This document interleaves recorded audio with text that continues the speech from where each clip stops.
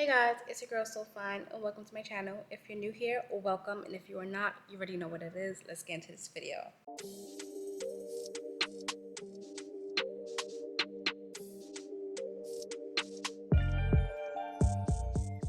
So let's get into the elephant of the room. We are at my job. We have the OT corner. I'm currently in my job, and if you do not know, my 9 to 5 is that I'm an occupational therapist. Occupational therapist first, and then YouTuber afterward.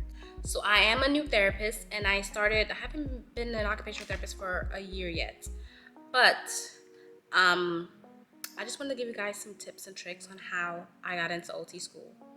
I'm gonna give you guys, let's say 8, and I'm gonna think about another one as a bonus one so you guys can have 9. So 9 tips on how to get into occupational therapy school. So the first tip is going to be that you obviously need to get your bachelor's. I got my bachelor's in psychology, and I was interested in having a bachelor's in psychology. So make sure that whatever you choose to spend your 4 years in, that is something that you enjoy. With psychology, there was a lot of reading, there's a lot of physical development, childhood development, adult, like it was a lot of evolution. It was just a lot of reading, a lot of writing, a lot of papers, which I didn't mind, but it also like gave you a chance to get into the mind of other people, how to get there, how to know and learn human behavior. So that was one reason why I enjoyed psychology. And it really comes into clutch when it comes to like actually work with people, because you can go back and trigger and think about all the other things that you learned in school and how to combat that, especially with the babies, especially with the kids in development and the behaviors. Definitely psychology. The next thing is to, of course, get all your prereqs before graduating with your bachelor's. I mean, if you are able to do so afterwards as well and go back to school, then do so. But I personally made sure that I got all my prereqs for OT school within my bachelor's program, so that once I graduated, I can move right on to my master's without any difficulties. Look into different schools, see what kind of courses they want. I know a lot of courses that I took was anatomy, physiology. One of the schools asked for physics, but I didn't want physics. Statistics. What else was there? There was a lot of different psychology. They wanted child development, human development. They wanted like different schools asked for different things. So make sure that you are looking at a variety of different schools that you want to apply to, and then see what they're asking for, and then see if you can try to fit that in while you're still in undergrad. I know that a lot of those schools ask for the same things, but if it was a school that I was looking up and that I saw that they was asking way for too much, I was not gonna apply to that. Because if you're doing too much, why am I gonna take 5 other additional classes on top of my major just so I can get into your school with the possibility of me getting it or not? Like, there's no guarantee that I'm gonna get there. So if you're asking for way too much, I wasn't. You was next off my list. Oh, and while you're in these classes and these courses, please be sure to be as competitive as you can. Try to get the best grades. Try to get A's and B's. I got like 1 C, and I retook it just so I can be a little bit better. Otherwise, A's and B's, because OT school is very, very, very competitive. I look a little rough today, but you know, it's all right. I mean, it's been a rough day. It's been a long day. All right, so the next tip is going to be shadowing or volunteering hours. So occupational therapy schools want to see that this is something that you really want to do. So even before getting into their program, they want to see, are you really committed to serving others? Because that's literally what occupational therapists do. We are serving our community, serving our neighbors, like serving those that need our help. So whether you can find nursing homes, it may be a little bit difficult, but you can try after school programs or school programs in the hospital.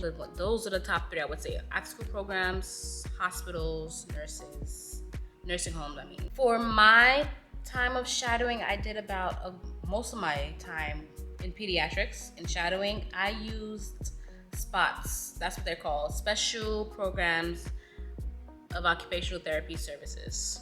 I'm going to link them down below because they have a buddy program. If you live in New York City or you're coming to New York City in the summertime, they have a buddy program where you are working with children 3 to 5 years old. You're one-on-one buddy. So a lot of these children either have autism, ADHD, and you're working with them as their buddy. You're getting direct supervision from another occupational therapist that's supervising you, and you're just going through the day with them. They go to the park, they go on trips. You are helping them, being that one-to-one person with that child. For the summer, it could be the same child every day of the summer or whenever you're able to, and they're also very flexible because I didn't go every day. or you can go to different children every day, and it's going to be the same bunch of kids all the time. Unless some of them go on trips, which they do, and then some other child will come and take their place. So they're very flexible. You get a lot of experience with a whole bunch of different children, different age ranges, different conditions and disabilities. So I highly recommend them if you live in New York City. I'll link them down below again, as I said. And while you're in these settings, be sure to ask the supervising OT all your questions. Ask them, why are we doing this? Why is this good? Why is this beneficial for the child? What can we do to help them? If you have any ideas as well, you can share what your knowledge is with them as well, because they love the questions. They love having to answer the questions, and that is what they're there for. They're there to help you. They're there to mentor you. So if you have any questions, anything that concerns you, like anything regarding serving or treating or notes or like just literally anything, nothing's a dumb question, be sure to ask your supervising OT. I would say if you don't know what setting you want to be in, try to do all of them. Try to be in the nursing home, try to be in the hospital setting, try to be in the school setting as well. Just see which setting you would prefer. Like, I already knew I wanted to be in P, so being in spots wasn't hard for me. Like, I already knew this is what I want to do. I was already that determined, and I spent 3 years with them, and I got all my experience from them as well. And she even wrote my recommendation. And now we'll go on to our next topic of letter recommendations. Okay, letter recommendation. You cannot just ask anyone, which I know when it comes to job opportunities, you're like, oh, let me hit my friend up and then they can speak for me. Sometimes that works, sometimes, but as for OT school, that's not gonna work in this situation. Make sure you are asking someone that actually knows you, someone that can actually advocate for you. Like, they are your spokesperson. They are going to big you up so that these schools can look at you and be like, okay, this person looks really interesting. This person caught my interest, and I really want to see them flourish in our program. Throughout your years in undergrad as also, try to speak to as many professors, keep a rapport with professors, always email them, check up on them, and be like, because you're gonna need one of them at least to write your recommendation. For mine, I think I did 3. I did 2 OTs, 2 of the OTs from the spots program, and then one of my psych professors. That is what I did. So just making sure that you have that rapport, that people can actually remember your name, remember what you did. And if you didn't, you can have a list of things, be like, I don't know if you remember me, but I was in your course, I was in your class during this time. And they can also look up your name, see what you did, see your paperwork or any of your best papers or anything of your work. You can attach that as well. Like, you can remember this or go based on that. Let them know, give them a list of what you do for community service, any extracurriculars you do in your spare time. You can give them the rundown so that they can include it in their letter of recommendation for you. So you're feeding them the information for them to just put their name and stamp it on it, literally. The next tip is writing a good personal statement. Like, it needs to be chef's kiss. If this is something that you really want to do, make them feel it in your writing. I literally had like 5 drafts of my personal statements. I wrote it, I had a friend read it, and I fixed it. I had another OT read it, and then she fixed it, and I wrote it over. I sent my I sent it out to like maybe 10 different people before I was finally content with my paper and submitting it in. So making sure that you're diligent, making sure that you're vulnerable, make sure that they can see who you are as a person and why you really want to do this. Like, if you are also interested, I can read some of them. You can DM me a link of your paper, or you can also email me and I'll help you guys with that as well. I can help you guys. I'll read it over, give you guys some tips, some edits, and what you can include, how you can be more personable, how they can actually see you as a person, not just a name on a paper while they're reading your personal statements. In your paper, some tips you can include are: made you decide OT? What is your ultimate goal as an occupational therapist? How hard will you work while you're in that program? What made you pick occupational therapies? Like, it's just so much. Just making sure that you're communicating all their questions and getting everything to them. Okay, so the next one is taking the GRE. I personally applied to programs that did not need the GREs because I was not trying to take another standardized test. The SATs was enough for me. So I was like, any schools that did not have the GRE, I just did not. But if you are going to apply to a school that you need to take the GRE for, make sure that you are studying, going above and beyond to study and pass and get a high score in the tests. Literally, the SATs triggered me enough. I didn't want to do the GREs. Like, that's a dub for me. Get your textbooks, get a study group if you need, because it is another standardized exam. It is something that you need to prove that you can get a high percentage for them to accept you.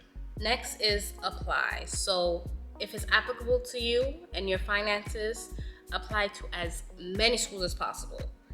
I personally only applied to 4, and I was just like 4 and done. I didn't want to write no more papers. I didn't want to send in more money.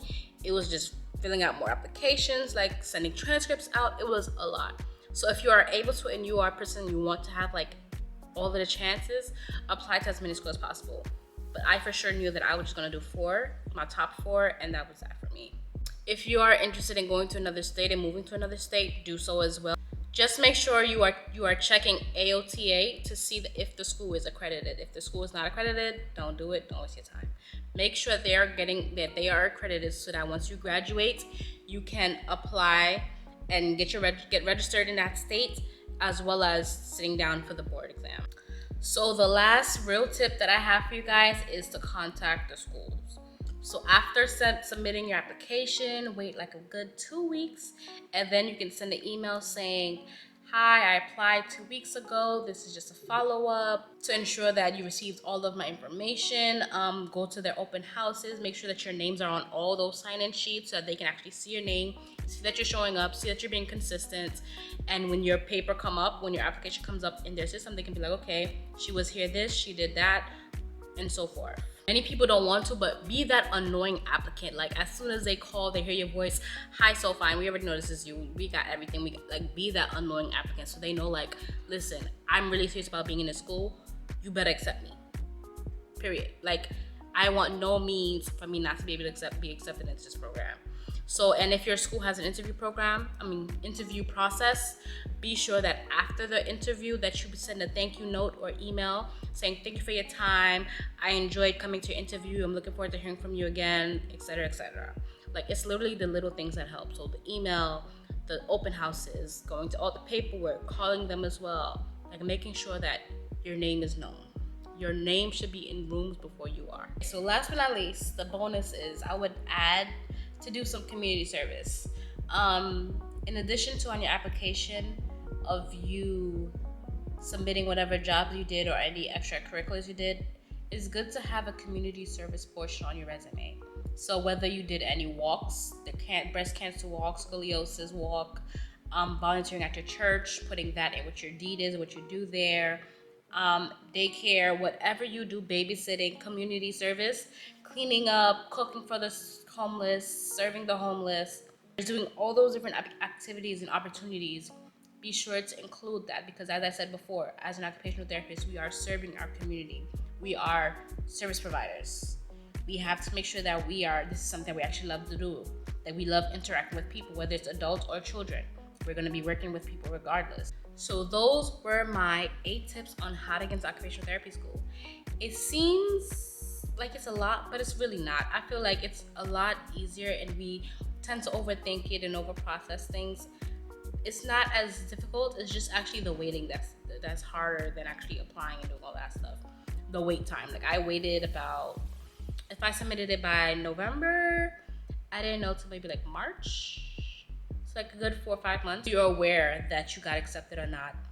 So good luck to everyone that is applying. If you're interested in more occupational therapy based content, please give me a thumbs up, subscribe, and put in the comments OT, more OT. And I'll be sure to get more occupational therapy videos out. Thank you guys so much for watching, and I'll see you guys in my next video.